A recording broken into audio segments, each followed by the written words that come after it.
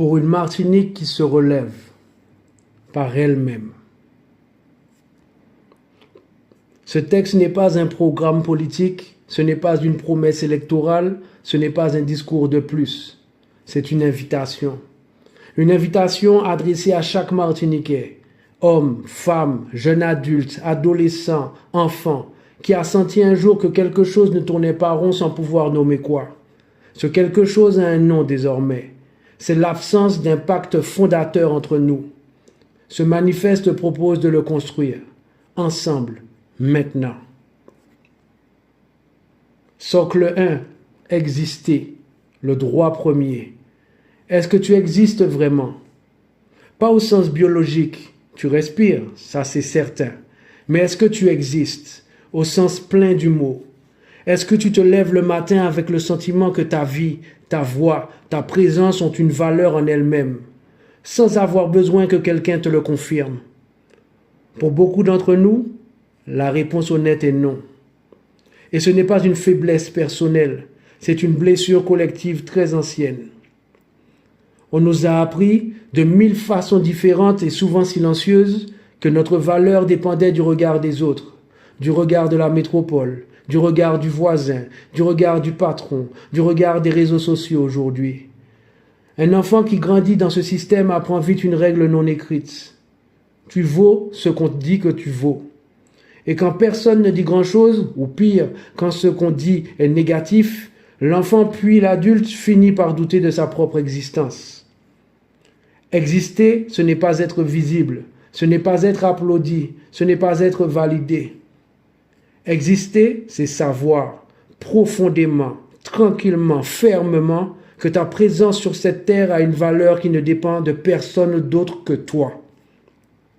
C'est marcher sans attendre la permission de marcher. C'est parler sans attendre la permission de parler. C'est rêver sans attendre la permission de rêver. C'est le premier acte de liberté et il est intérieur. Je ne suis que le fruit d'une forêt qui pousse, le fruit d'un travail conscient et intelligent qui me précède. Je ne suis que... Non, je ne suis pas que... Je suis. Socle 2. Respecter. Le souffle qui permet de brûler. Nous sommes une énergie réelle, ancienne, puissante, mais une énergie qui, depuis trop longtemps, manque d'oxygène.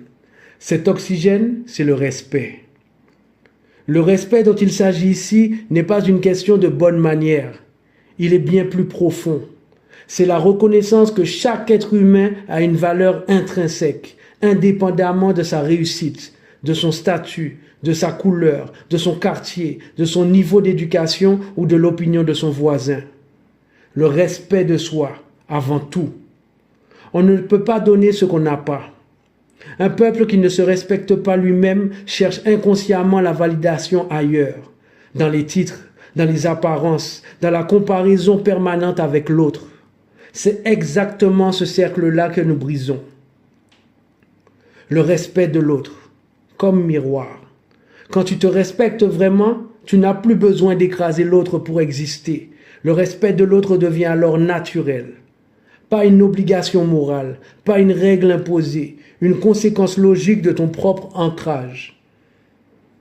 Le respect du territoire comme responsabilité.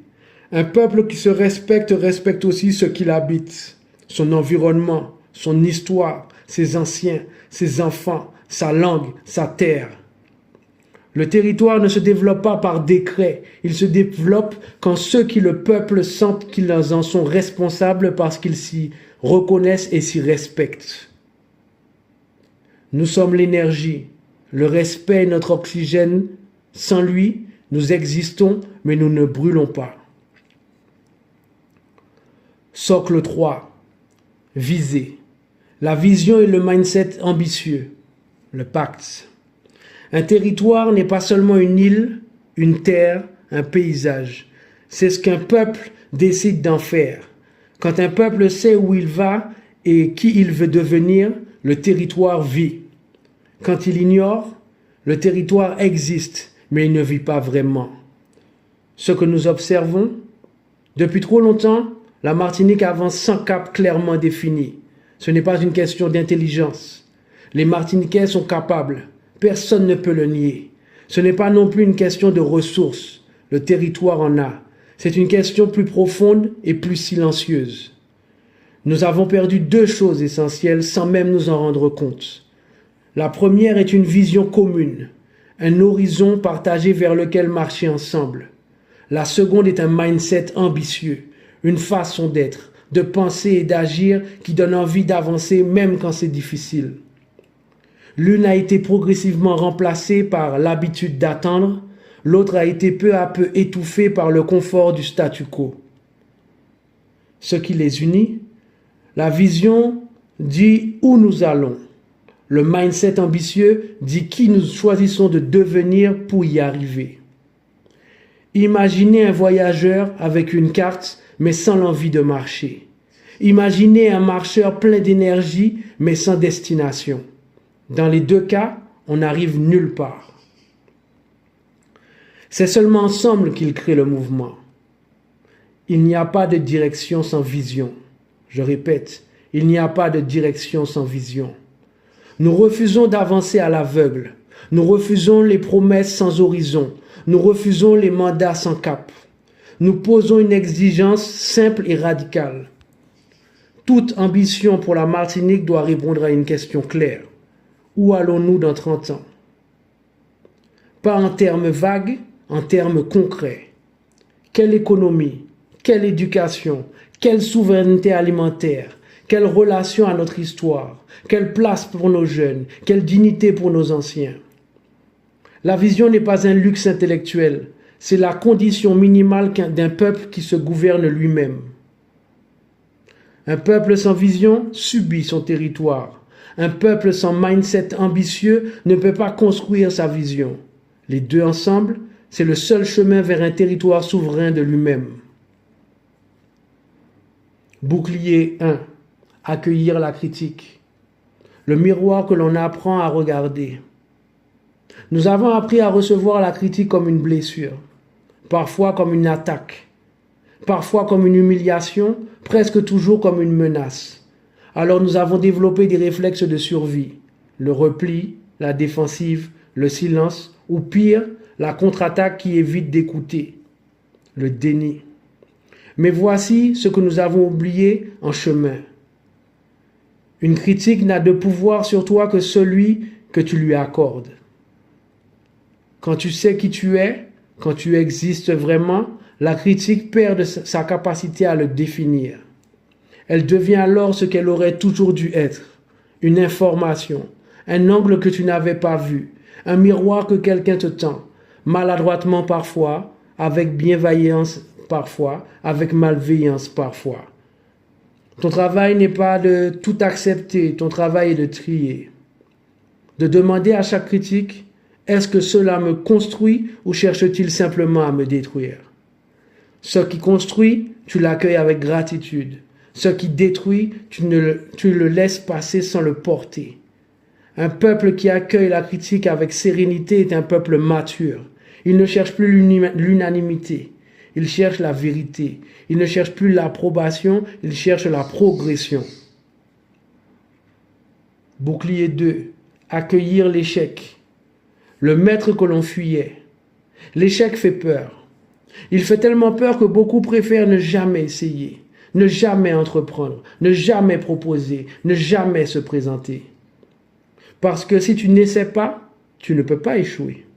Et si tu n'échoues pas, personne ne peut se moquer. Mais voici le prix de cette prudence-là. Tu ne vis pas, tu attends.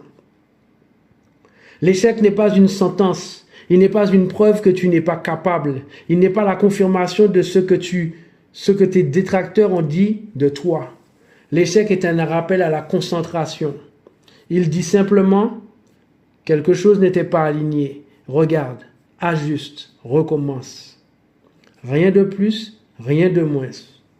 Chaque grand bâtisseur de ce monde a échoué, pas malgré sa grandeur, souvent grâce à ses échecs.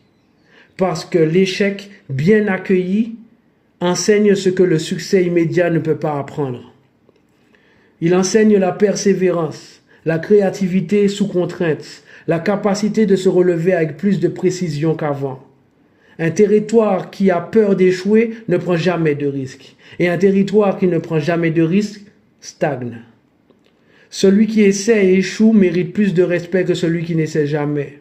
Parce que celui qui essaie avance, même quand il tombe. La critique est un miroir, l'échec est un maître.